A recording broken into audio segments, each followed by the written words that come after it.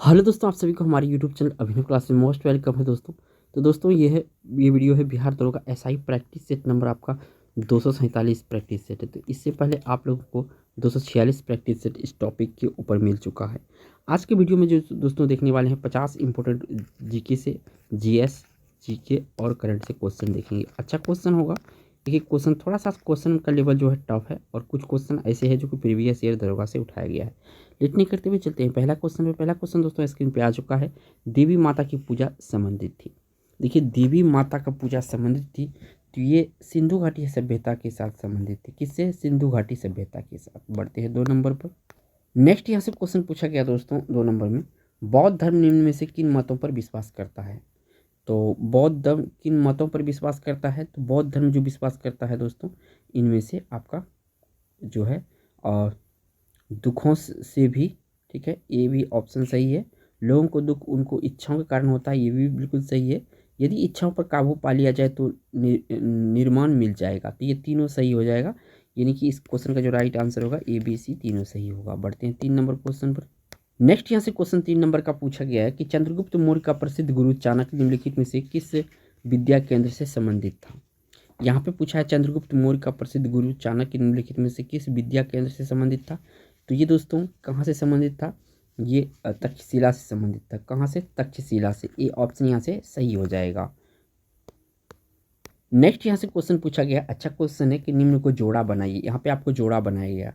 यहाँ पे फर्स्ट में देखिए विक्रम संवत लिखा हुआ है। तो ये आपका कहाँ से स्टार्ट हुआ था? ये हुआ था दोस्तों आपका यहाँ से 58 BC से। कहाँ से हुआ था? 58 BC से। अब आ जाइए बी ऑप्शन में। तो बी कहाँ से शक संवत कहाँ से चालू हुआ था? तो ये हुआ था 78 AD में। तो याद रखिएगा यहाँ पे जो 78 AD है ये आपका शक संवत के लिए है और विक्रम संवत के लिए जो है 58 BC है। इसके बाद आ जाइए कलचुरी संवत। तो कलचुरी संवत जो है ये आपका 248 AD का है, ठीक है। इसके बाद आप आ जाइए गुप्त संवत। तो गुप्त संवत जो है आपका 319 AD का है। तो इस तरह से मिलान कीजिएगा तो दोस्तों यहाँ पे कौन सा हो जाएगा? ए का 3 हो जाएगा, बी का क्या होएगा? 4 हो जाएगा और सी का क्या हो जाएगा? 1 हो जाएगा और यहाँ पे जो लास्ट में डी होगा डी का 2 हो जाएगा। इस तरह से मिलान करना है आपको। नेक्स्ट यहाँ से क्वेश्चन पूछा गया है 5 नंबर में, किसके शासनकाल के दौरान अजंता की गुफा निर्मित की गई थी? अजंता की गुफा किसके शासनकाल में निर्मित की गई थी? तो ये की गई थी गुप्त के शासनकाल में, ठीक है। ए ऑप्शन यहाँ से सही है। वीडियो में आगे बढ़ने से पहले दोस्तों आप अगर इस चैनल पर नए हैं तो चैनल को सब्सक्राइब करके बेल आइकन प्रेस कर सकते हैं ताकि आने वाला वीडियो का जो नोटिफिकेशन आपको मिलता रहे। नेक्स्ट यहाँ से क्वेश्चन पूछा गया है 6 नंबर में, उत्तर मेरू शिलालेख में किसके प्रशासन से संबंधित जानकारी मिलता है? उत्तर मेरू शिलालेख से किसके प्रशासन के संबंध जानकारी मिलता है? तो यहाँ पे चोल होना चाहिए दोस्तों, ठीक है। चोल शासक के जानकारी मिलता है। कौन सा शिलालेख से? उत्तर मेरू शिलालेख से। नेक्स्ट क्वेश्चन यहाँ पे दोस्तों पूछा गया 7 नंबर में, निम्नलिखित में से किस राजपूत राजा ने मोहम्मद गोरी को पहली बार हराया था? तो ये था बघेल भीम। जो बघेल भीम है इसको पहली बार हराया था राजपूत राजा था ये। इसके बाद पृथ्वीराज चौहान के द्वारा हराया गया था। नेक्स्ट यहाँ से क्वेश्चन पूछा गया 8 नंबर में, शिवाजी के समसामयिक मराठा संत का नाम था। शिवाजी के समसामयिक मराठा संत का क्या नाम था? इसका नाम था संत तुकाराम। क्या नाम था? संत तुकाराम था। नेक्स्ट यहाँ से क्वेश्चन पूछा गया है 9 नंबर में, खानवा के युद्ध में बाबर द्वारा पराजित किया जाने वाला राजपूत राजा था। तो ये राजपूत राजा था राणा सांगा। कौन था? राणा सांगा था। ये ऑप्शन यहाँ से सही हो जाएगा। नेक्स्ट यहाँ से क्वेश्चन दोस्तों 2 नंबर का स्क्रीन पे आ चुका कि निम्न में से कौन सा भारत आने वाला पहला अंग्रेजी जहाज था? रेड एन जो है रेड एगन हेक्टेयर इसका दूसरा नाम है। ये अंग्रेजी जहाज आने वाला था भारत में पहला, यानी कि यहाँ से सी ऑप्शन सही हो जाएगा। बढ़ते हैं 11 नंबर क्वेश्चन पर।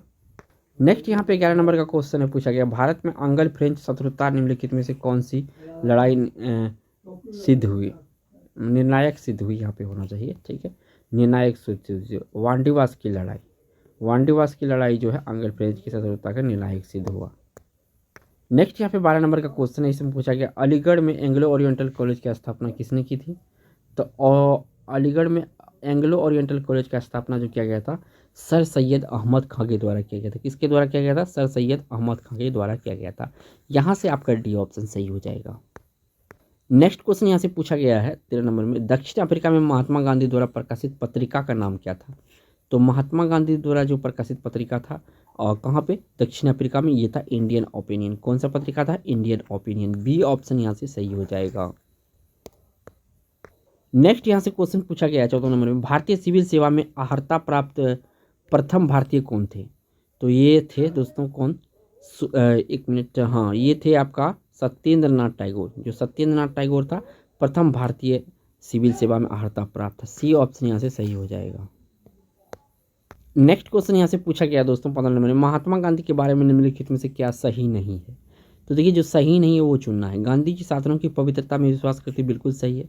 गांधी जी ने धर्म राजनीति के बीच निकट संबंध का समर्थन किया था, ये बिल्कुल यहाँ पे गलत है दोस्तों। गांधी जी राजनीतिक को धर्म से पूरी तरह अलग रखने की वकालत की थी, ये बिल्कुल सही है। ये दोनों सही है। डी ऑप्शन देखिए, गांधी जी अहिंसा में विश्वास करते, ये तो बिल्कुल सही है क्योंकि अहिंसा के ये पुजारी कहे जाते थे।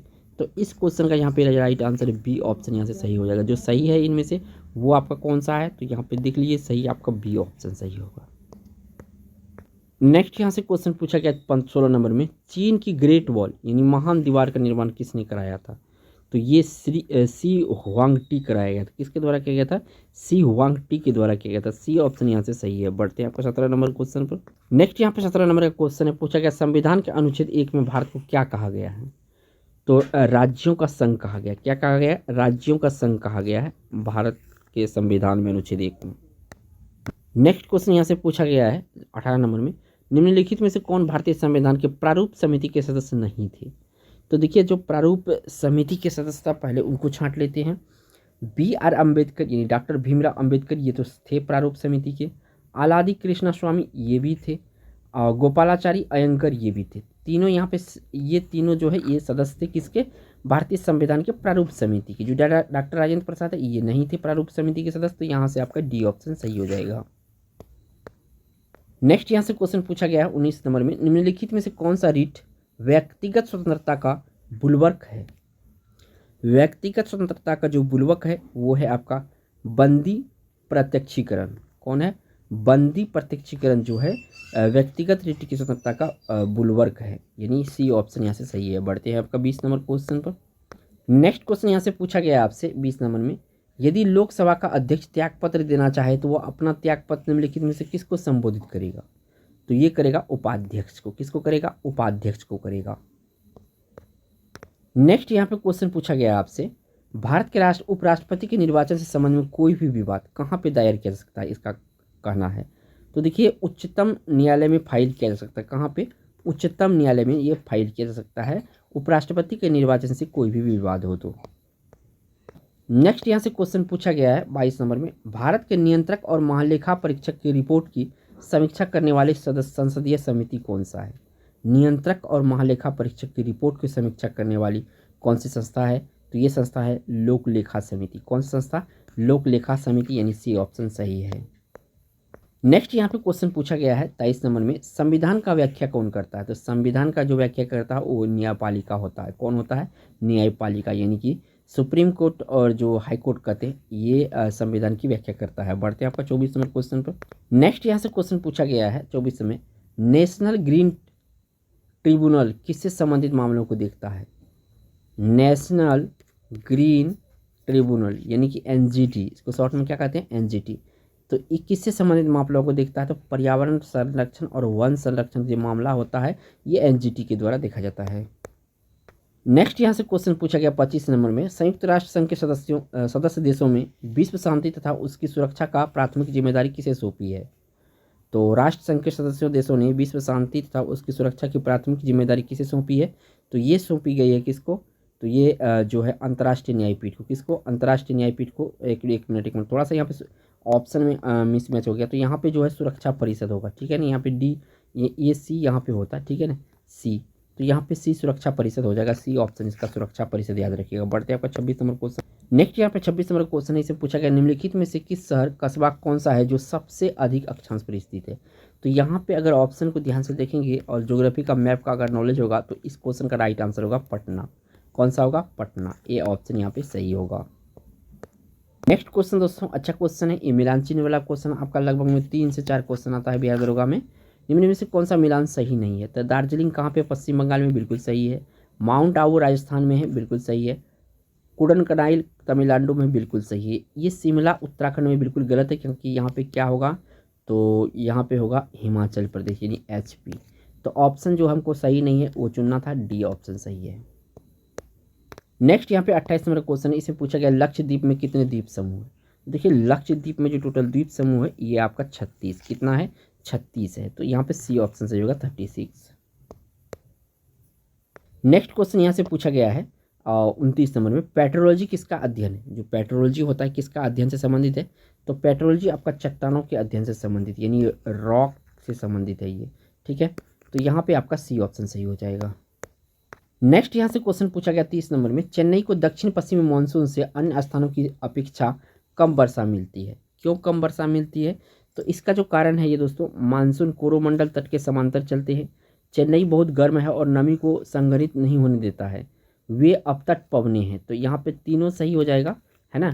तो यहाँ राइट आंसर कौन सा होगा? डी सही हो जाएगा, याद रखिएगा डी यहाँ पे सही हो जाएगा। बढ़ते 31 नंबर क्वेश्चन पर। नेक्स्ट यहाँ से क्वेश्चन पूछा गया आपको 31 नंबर में, भारतीय जूट उद्योग के लिए प्रमुख प्रतिद्वंदी है। तो ये प्रमुख प्रतिद्वंदी जो है दोस्तों बांग्लादेश है। कौन सा देश है? बांग्लादेश है। इनकी भारत से ज़्यादा जूट यहीं पे उत्पादन होता है। नेक्स्ट यहाँ पे क्वेश्चन पूछा गया है 32 में, नागार्जुन सागर बांध किस नदी पर है? ये नदी कौन सा है ये आपको बताना है। देखिए नागार्जुन सागर जो बांध है ये बंधा है आपका किस कौन सा नदी पर? कृष्णा नदी पर। कौन सा नदी पर? कृष्णा नदी पर। नेक्स्ट यहाँ से क्वेश्चन पूछा गया आपसे 33 नंबर में, भारत में जनसंख्या के घनत्व की परिभाषा दी जाती है। तो देखिए जनसंख्या घनत्व की जो परिभाषा दी जाती है ये प्रति वर्ग किलोमीटर व्यक्तियों की संख्या के रूप में किस तरह से दी जाता है? प्रति वर्ग किलोमीटर व्यक्तियों की संख्या के रूप में दी जाती है। नेक्स्ट यहाँ से क्वेश्चन पूछा गया है, सजातीय ग्रुप मंगोलार्ड भारत में कहाँ पाए जाते हैं? ये मंगोलार्ड है, थोड़ा सा यहाँ पे लार्ड, ठीक है ना। मंगोलार्ड भारत में कहाँ पाए जाते हैं? तो ये आपका जो पाए जाते हैं ये पाए जाते हैं उत्तर पूर्व क्षेत्र में। कहाँ पे? उत्तर पूर्व क्षेत्र में ये मंगोलाइड पाए जाते हैं, इस जनजाति है। नेक्स्ट यहाँ से क्वेश्चन पूछा गया है 35 नंबर में, सूर्य से पृथ्वी को प्राप्त होने वाले ऊष्मा को क्या कहते हैं? सूर्य से पृथ्वी को प्राप्त होने वाले ऊष्मा को क्या कहते हैं? तो ये कहते हैं दोस्तों आपका सूर्य विकिरण। क्या कहा जाता है? सूर्य विकिरण कहा जाता है सूर्य से प्राप्त पृथ्वी को ऊष्मा। नेक्स्ट यहाँ से क्वेश्चन पूछा गया है 36 नंबर में, भूमध्य रेखा निम्नलिखित में से किस देश से होकर नहीं गुजरती है? यहाँ पे किस देश से होकर नहीं गुजरती इन ऑप्शन में? तो ऑप्शन को अगर ध्यान से पढ़ेंगे तो यहाँ पे राइट आंसर होगा मैक्सिको से नहीं गुजरती है। कहाँ से? मैक्सिको। केन्या से भूमध्य सागर गुजरती है, इंडोनेशिया से और ब्राज़ील से, मैक्सिको से नहीं गुजरती है। नेक्स्ट यहाँ से क्वेश्चन पूछा गया है 37 नंबर में, मानचित्र पर समान मात्रा में वर्षा वाले स्थानों को जोड़ने वाली रेखा को क्या कहा जाता है? तो देखिए समान वर्षा वाले जो क्षेत्र जगह होता है इसको जोड़ा जाता है रेखा द्वारा, इसे कहा जाता है समवर्षा रेखा। क्या कहा जाता है? समवर्षा रेखा कहा जाता है। तो ये ऑप्शन यहाँ से सही हो जाएगा। नेक्स्ट यहाँ से क्वेश्चन पूछा गया आपसे, एशिया और यूरोप को पृथक करने वाला पर्वत है। एशिया और यूरोप को जो पर्वत अलग करता है इसका नाम है यूराल पर्वत। नाम में ही छुपा है एशिया और यूरोप, तो यूराल पर्वत है। सी ऑप्शन यहाँ से सही हो जाएगा। नेक्स्ट यहाँ पे 39 नंबर का क्वेश्चन आ गया आपके सामने, रेगिस्तान क्षेत्र में चट्टान का निर्माण किसका उदाहरण है? तो रेगिस्तान क्षेत्र में चट्टान का जो चट्टान है उसका निर्माण किसका उदाहरण है? तो ये उदाहरण है आपका अपवर्दन का। किसका उदाहरण है? अपवर्दन का, यानी ये ऑप्शन क्वेश्चन का राइट आंसर हो जाएगा। बढ़ते हैं आपका 40 नंबर क्वेश्चन पर। नेक्स्ट यहाँ पे क्वेश्चन आ चुका है 40 नंबर का, निम्न में से किस बायोम को विश्व ब्रेड बास्केट कहा जाता है? तो देखिए दोस्तों यहाँ पे जो मध्य अक्षांश घास स्थल है, यहाँ पे घास होगा, घास स्थल है, इसी को कहा जाता है विश्व ब्रेड बास्केट, यानी कि ए ऑप्शन यहाँ से सही हो जाएगा। बढ़ते हैं आपका 41 नंबर क्वेश्चन पर। नेक्स्ट यहाँ से क्वेश्चन पूछा गया आपसे, विषुवतीय जलवायु में वर्षा का प्रमुख प्रकार है। विषुवतीय जलवायु में वर्षा का प्रमुख प्रकार है, तो विषुवतीय जलवायु में जो वर्षा का प्रकार होता है ये होता है वर्णनीय। कौन सा? ये नहीं वर्णनीय। सी ऑप्शन यहाँ से सही है। नेक्स्ट यहाँ पे क्वेश्चन पूछा गया 42 नंबर में, वायु को दर यानी वायु की दर गति को क्या कहते हैं? तो इसे कहा जाता है वायु धारा, ठीक है। बढ़ते हैं आपका 43 नंबर क्वेश्चन। नेक्स्ट क्वेश्चन यहाँ पे पूछा गया आपसे, तारों का रंग किस पर निर्भर करता है? तो तारों का रंग जो है दोस्तों बिल्कुल तापमान पर इसका डिपेंड करता है, ठीक है ना। तापमान से डिपेंड होता है तारों का रंग। ये ऑप्शन यहाँ से सही हो जाएगा। नेक्स्ट यहाँ से क्वेश्चन पूछा गया दोस्तों 44 नंबर में, बर्फ को बुरादे में पैक क्यों किया जाता है? जो बर्फ है दोस्तों उसको बुरादे में क्यों पैक किया जाता है? तो देखिए बर्फ को जो बुरादे में पैक किया जाता है इसका कारण है बुरादा उष्मा का कुचालक होता है। यदि मान के चलिए ये बर्फ है छोटा छोटा टुकड़ा को, अगर इसको हम बुरादा दे के किसी से लपेट देते हैं प्लास्टिक वगैरह से, तो ये क्या होता है, तो बर्फ जो है जल्दी नहीं पिघलता है। बी ऑप्शन यहाँ से सही हो जाएगा। नेक्स्ट क्वेश्चन दोस्तों इसमें पूछा गया है 45 में, निम्न में से कौन सा सदा उस वस्तु की छोटी छवि बनाएगा जो उसके सामने रखी है? तो सभी हमेशा, क्या यहाँ पे लिखा है, हमेशा जो है छोटी वस्तु का छवि बनाएगा। तो यहाँ पे कौन सा दर्पण है? तो देखिए दोस्तों यहाँ पे जो दर्पण होगा ये होगा उत्तल दर्पण। कौन सा होगा? उत्तल दर्पण जो है हमेशा वस्तु की छोटी छवि बनाता है, यानी प्रतिबिंब बनाता है। नेक्स्ट यहाँ पे 46 नंबर क्वेश्चन है, इसमें पूछा गया 3D फिल्म देखने के लिए प्रयुक्त चश्मे होते हैं। तो 3D फिल्म जो देखा जाता है ये पोलरॉइड चश्मा से देखा जाता है। किससे? पोलरॉइड चश्मा से, यानी डी ऑप्शन यहाँ से सही हो जाएगा। बढ़ते हैं आपका 47 नंबर क्वेश्चन पर। नेक्स्ट क्वेश्चन दोस्तों इसमें पूछा गया है कि शोर किस में मापा जाता है? जो आवाज़ है किस में मापा जाता है? तो ये डेसिबल में मापा जाता है। किस में मापा जाता है? डेसिबल में मापा जाता है। तो यहाँ से आपका डी ऑप्शन सही है।